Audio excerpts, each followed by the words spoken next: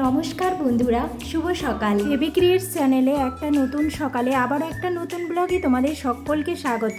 আজকের পার্টটা হলো, আশা করছি তোমরা যেখানেই আছো খুব ভালো আছো। আমরাও মোটামুটি আছি। আশা রাখছি তোমাদের এই ব্লগটা একটু হলেও ভালো লাগবে।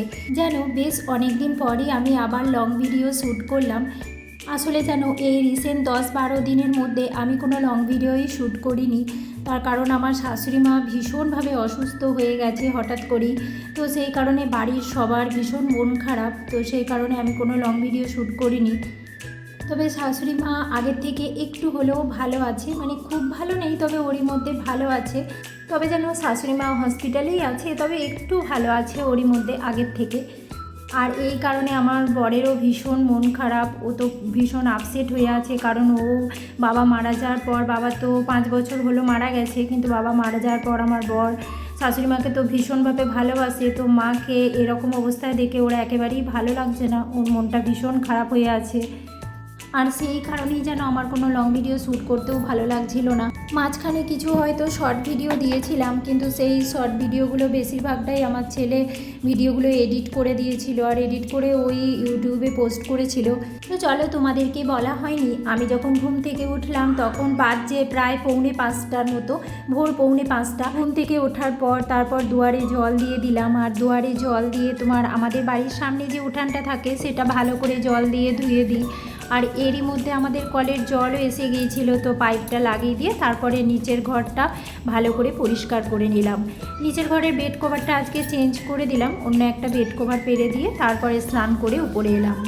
আর ছাদে এসে যেন আগে ফুলগুলো তুলে নিলাম, তারপরে এই যে তুলসী মন্দিরটা পরিষ্কার করে নিচ্ছি। যেন এখন ছাদেতে নাগচম্পা গাছের ফুলগুলো সাদা সাদা বেশ বড় বড় হয়, আর ওই ফুলগুলো দিয়ে পুজো করতেও বেশ ভালো লাগে। ওগুলো এখন বেশ ভালোই ফুটছে। তো চলো এবারে ভালো করে পুজোটা সেরে নিলাম। আর পুজো করার পর নিচে এলাম, আর নিচে এসে প্রথমে কালী মন্দির গিয়েছিলাম, তারপরে এই যে ভাতটা বসিয়ে দিলাম। আর ওইদিকে দেখো আমার বর সবজি নিয়ে এসেছে। তো আমার ফ্রিজে সবজি ছিল না, তার কারণ এই 10-12 দিন ধরে ও তো বাড়িতে কিছুই খায়নি। সকালবেলায় উঠেই চলে যাচ্ছিল মাকে দেখতে, তারপরে সন্ধ্যাবেলায় বাড়ি আসছিল। তো সেই কারণে আমি সবজি নিয়ে আসতে মানা করেছিলাম, কারণ ও তো খাবার খাচ্ছিল না, আর আমারও ভালো লাগছিল না রান্না করতে। তো আমার ছেলেও তো সবজি প্রায় খায় না বললেই চলে। তো সেই কারণে আমার আর অনুরাগের মতো অল্প স্বল্প কিছু করে নিচ্ছিলাম।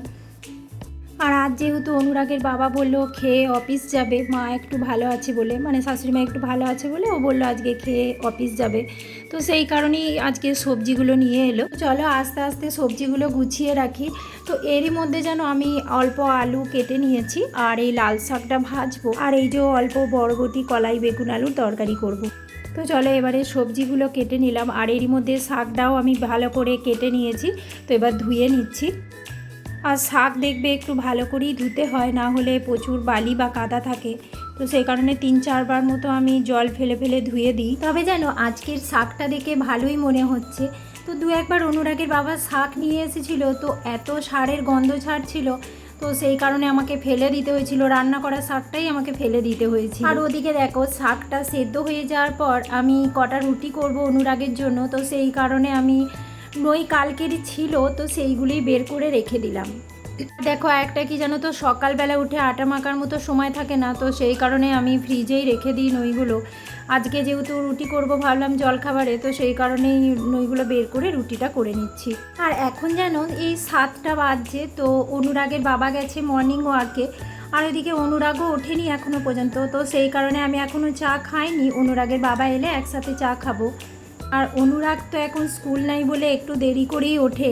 তবে যেন অনুরাগের স্কুল নাই বলে আমিও একটু দেরি করে উঠি, কারণ অনুরাগের স্কুল থাকলে আমাকে 4টের সময় উঠতে হয়। আর এখন তো অনুরাগের স্কুল নেই, তাই 4:30 বা 4:45টায় উঠলেও আমার কাজগুলো আমি ঠিক করে গুছিয়ে করে নিতে পারি। তবে যেন নেক্সট বুধবার থেকে আবার অনুরাগের স্কুল খুলবে, তো আমাকে সেই আবার 4টেতেই উঠতে হবে। আর তারপর দেখো এখন যা গরম পড়েছে, একটু সকালে করে উঠে কাজগুলো করে নিতে পারলে বেশ ভালোই হয়। এরই মধ্যে অনুরাগের বাবা চলে এসেছে মর্নিং ওয়াক থেকে, তো তাই অনুরাগের বাবার জন্য আর আমার জন্য চাটা করে নিলাম। আর এরই মধ্যে আমি শাকটাও ভেজে নিয়েছি। তবে যেন শাকটা রসুন দিইনি, পোস্ত দিয়ে ভাজলাম। আর শাকটা ভাজার পর সবজিটাও করে নিলাম। তবে সবজিটা আমি বেশি কিছু মশলা দিইনি, পেঁয়াজ দিয়ে করলাম, আর অল্প আদা, কাঁচা লঙ্কা বাটা আর অল্প ধনে জিরে গুঁড়ো দিয়েছি। আর ওদিকে দেখো সবজিটা হয়ে যাওয়ার পর অল্প আম দিয়ে মুগ ডাল করে নিলাম। আর এরই মধ্যে দেখো আমি ভাতটাও নামিয়ে দিয়েছি, ভাতটা হয়ে গিয়েছিল তো নামিয়ে দিলাম। আর তারপর গ্যাসটা মুছে নিয়েছি। আর এখন তোমার এই 9টা মতো বাজছে, তো এবারে জলখাবারটা করে নেব। কারণ আমি জলখাবারে রুটিটা করেছি, কিন্তু অল্প ঘুগনি কলাই ভিজিয়েছিলাম, তো সেই ঘুগনিটা করে নেব।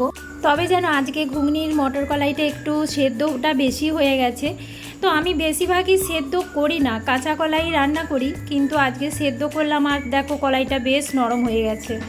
তবে যেন অনুরাগ এরকম ঘুগনি পছন্দ করে, কিন্তু অনুরাগের বাবা আবার এই কলাইটা বেশি সেদ্ধ হয়ে গেলে ও খেতে চায় না। তো চলো এরই মধ্যে অনুরাগ উঠে গেছে আর অনুরাগকে চাটাও দিয়ে দিলাম। চলো এবারে তোমাদের সাথে আজকে কি রান্না করলাম সেটা শেয়ার করে নিই। হ্যাঁ দেখো শাক ভাজা করেছি আর বরবটি কলাই বেগুন আলুর তরকারি করেছি। আর দেখো বরবটি বেগুন আলুর তরকারিটা খেতে না অনুরাগের বাবাও ভীষণ পছন্দ করে আর আমারও ভীষণ ভালো লাগে। আর এই দেখো কুমড়ো আলু সেদ্ধ করেছি। তবে যেন অনুরাগ কুমড়ো আলু সেদ্ধ খাবে না, ও তো তোমার শুধু আলু সেদ্ধ খাবে, আমরা কুমড়ো আলু সেদ্ধটা খাবো। আর এই যে অল্প ডাল করলাম। তো চলো এরই মধ্যে অনুরাগের বাবা খেয়ে অফিস চলে গেল আর আমি অনুরাগকেও জলখাবারটা দিয়ে চলে এসেছি। আর তারপরে উপরের রুমে এলাম। উপরের রুমটা তো গোছানো হয়নি, অনুরাগ তো এই 9:30টার সময় উঠলো, তো সেই কারণে বিছানাটা তুলতে এলাম। আর এই দেখো জলখাবারটা খেয়েই ও মা উপরে আছে বলে ও চলে এসেছে। আসলে জানো তো যখন ছুটিতে বাড়িতে থাকে তখন আমি যেখানেই যাব আমার পিছনে পিছনে ঘুরবে। আর একটা কি জানো তো, ছোটোবেলায় আমিও এইরকমই ছিলাম, কারণ আমারও মা যখন কাজ করতো তখন আমিও মায়ের পিছনে পিছনে ঘুরতাম।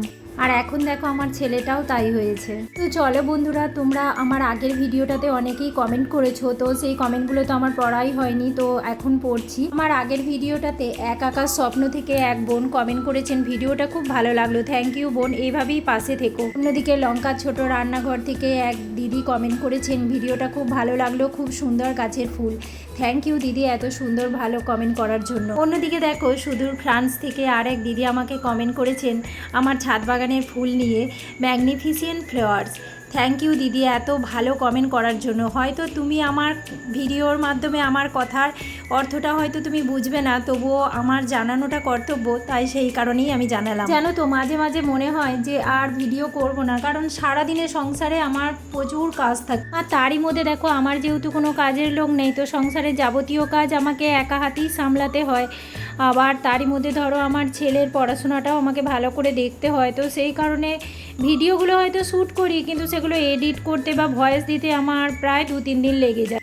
কিন্তু দেখো তোমাদের এই সুন্দর সুন্দর কমেন্টগুলো যখন পড়ি তখন মনে হয় যে ভিডিও করার ইচ্ছাটা জেগে ওঠে। তো চলো ওদিকে তোমাদের সাথে কথা বলতে বলতে আমি উপরের রুমটা গুছিয়ে নিলাম আর ঘরগুলো পরিষ্কার করে নিলাম। আর বেড কভারটা অবশ্য আজকে কাচবো না, কালকে কাচবো। এরপর দেখো রাতের তরকারিটাও করে নিলাম একবারে। আর এইগুলো হচ্ছে ছোলার ডালের বড়া, আর এর সাথে আমি অল্প আলু সেদ্ধ করে মিশিয়ে দিয়েছি, তারপর বড়াগুলো ভেজে তুলে রেখেছি। আর এই তরকারিটার মধ্যে অবশ্য বেশি কিছু মশলা দিইনি, অল্প জিরে গুঁড়ো ধনে গুঁড়ো আর অল্প কাঁচা লঙ্কা আদা টমেটো বাটা দিয়েছি। তরকারিটা হয়ে গেছে, এবার ডালের বড়াগুলো দিয়ে দেবো। আর এই গরমের মধ্যে দেখো রাতের তরকারিটা করে রাখলে বেশ সুবিধাই হয়, তাই ভাবলাম যে রাতের তরকারিটা দিনেরটা যখন হয়ে গেছে তাই একবারে রাতেরটাও করে নিলাম। হ্যাঁ যাই ওদিকে অনুরাগকে পড়াতে বসিয়েছি, তো পড়াতেই তরকারিটা করে নিলাম। কি হলো, ডাকছো কেন? আচ্ছা ঠিক আছে ধরছি, তুমি পড়ে নাও আগে। তো চলো এরই মধ্যে আমার রাতের তরকারিটা করা হয়ে গেল, আর এরপরে আমি ছাদে গেলাম। চলো এখন চলে এসেছি ছাদে, আর ছাদে কিছু গাছ ঠিক করব, তো সেই কারণেই এলাম। আর এই দেখো পান গাছগুলো, দেখো দু একটা পান পাতা বেশ বড় বড় হয়েছে, বাহ বেশ সুন্দর হয়েছে পান পাতাগুলো। আর এই দেখো এদিকে দোপাটি বীজ ফেলেছিলাম, অনেকগুলোই চারা বেরিয়েছে, আরও ফেলবো, বীজ আছে এখনও অনেকগুলো, ফেলবো পরে। আর এই দেখো কটা দোপাটির চারাও বেশ বড় বড় হয়ে গেছে, এগুলো আগেই বীজ ফেলেছিলাম। তো কিছু বীজ ফেলেছিলাম আর কিছু নিজে থেকে বেরিয়েছে, যেমন এইগুলো নিজে থেকেই হয়েছে।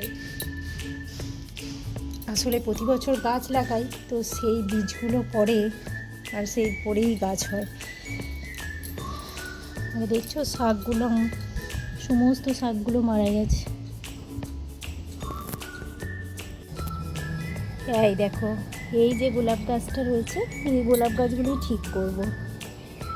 আর এই যে সময় করে উঠতে পারছিলাম না, তো আজকে এলাম, আজকে দেখি ঠিক করে নেবো। আর এই জবা গাছটাও ঠিক করতে হবে, জানো জবা গাছের পাতাগুলো ছোট ছোট হয়ে যাচ্ছে, তো এটাও ঠিক করে নেব।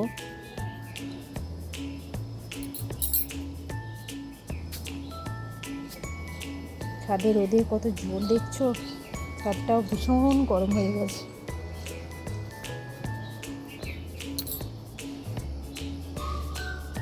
তো চলো করে নিই, কাজগুলো সেরে নিই। আর এই দেখো আমগুলো, কিছু আম হয়েছে, দেখো আমগুলো একটু বড় হয়েছে, একদিকে আম ধরেছে, আবার এইদিকে মুখগুলো আছে। দেখো সংসারকে ভালোবাসি ঠিকই, কিন্তু সংসারকে ভালোবাসার সাথে সাথে আমি গাছও তো খুব ভালোবাসি। আর এই গাছগুলো জানো তো, মানে অনেক দিনই ধরেই ভাবছি যে এই গাছগুলো ঠিক করব, তা সেই করার হয়ে উঠছে না। তো এদিকে যেন অনুরাগের বাবাও তোমার গোবর সার এনে দেয়নি আমাকে, এনে দেয়নি মানে ও সময় পায়নি। আর তো অল্প কিছু নিমখোল আছে, তো সেই নিমখোলগুলোই দিয়ে দেবো ভাবছি। আসলে যেন মায়ের অসুস্থতার জন্যই ও যেতে পায়নি, না হলে ও আমাকে আগেই এনে দেয়। তারই মধ্যে ধরো এখন প্রায়ই বৃষ্টি পড়ছে, তো গোবর সারগুলো তো একটু জল পেলে ভারী হয়ে যায়, আর সেই কারণে ওখানে দিতেও চায় না, তো একটু শুকনো হলেও নিয়ে আসে। প্রথমে যেন গোলাপ গাছটা তুলে নিলাম, আর তারপরে এই যে গোলাপ গাছে যে শিকড়টা আছে সেগুলো কাঁচি করে কেটে দিলাম, আর তারই মধ্যে তোমার গোলাপ গাছের ডগাগুলো অল্প করে কেটে দিয়েছি। আর এইবার দেখো মাটি দেওয়ার থেকে নিমখোলটা দেওয়া ভালো, নিমখোল থাকলে নিমখোল, না হলে বা গোবর সার, তো আমি নিমখোলটাই বেশি করে দিয়ে দিলাম যেহেতু গোবর সার ছিল না। আর ছাদের গাছে তোমার সারটা বেশি করে দিলেই বেশি ভালো হয়, নাহলে ছাদটা আবার ভারী হয়ে যাবে। তো চলো, আর একটা গোলাপ গাছ ছিল, তো সেইটাকেও আবার ঠিক করে নিচ্ছি। তবে জানো তো আমি ছাদের গাছে মাটি দেওয়ার থেকে গোবর সারটাই বেশি করে দিই, কারণ অনেকেই বলে শুনেছি যে গোবর সারটা তো ধরো গাছের জোরটাও ভালো হবে, আর তাছাড়া ছাদটাও বেশি ভারী হবে না, তো সেই কারণে গোবর সারটাই দিই বেশি। আর তাছাড়া আমাদের এখানে মাটিটা তোমার ভালো পাইও না কোথাও। আর ওই যে তোমাদেরকে বলেছি আমাদের বাড়ির পিছন দিকেই খাটাল আছে, তো ওখান থেকেই গোবর সারটাও কিনে নিয়ে আসে। তো চলো ওইদিকে গাছগুলো ঠিক করে নিলাম, আর অল্প জল দিয়ে তারপরে ওই গাছগুলোকে ছায়ার দিকে রেখে দিলাম, কারণ যা রোদের জোর, তো গাছগুলো তো মারা যাবে, তো সেই কারণে ছায়াতে রাখলাম। আর তারপর নিচে এসে আমি ভালো করে আর একবার ফ্রেশ হয়ে নিলাম। তো চলো বন্ধুরা, আজকের ভিডিওটা এই পর্যন্তই। তোমরা সকলে ভালো থেকো, সুস্থ থেকো। আবার একটা নতুন ভিডিও নিয়ে তোমাদের সঙ্গে দেখা হচ্ছে। টাটা।